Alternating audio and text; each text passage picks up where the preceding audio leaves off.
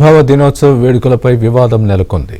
గతంలో ఘనంగా నిర్వహించిన కార్యక్రమాలను ఈ ఏడాది రద్దు చేయడంపై కార్మికులు విస్మయం వ్యక్తం చేశారు. ఈ సంవత్సరం సాదాసీదాగా వేడుకలు నిర్వహించాలని యాజమాన్యం నిర్ణయించింది. కేవలం జీఎం కార్యాలయానికి మాత్రమే పరిమితం చేయాలని నిర్ణయించారు.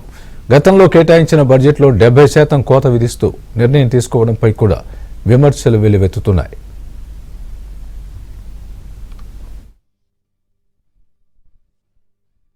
కార్మికులకి ఈనాడు ఈ సంవత్సరము డిసెంబర్ 23న సింగరేణి డే తీసివేశారు.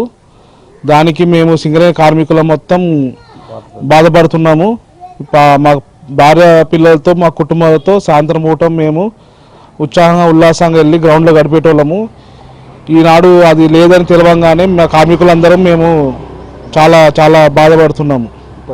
ఇప్పటికైనా సింగరేణి కళ్ళు తెరుచుకొని 23 నాడు సింగరేణి డేని సెలబ్రేట్ చేయాలని ఘనంగా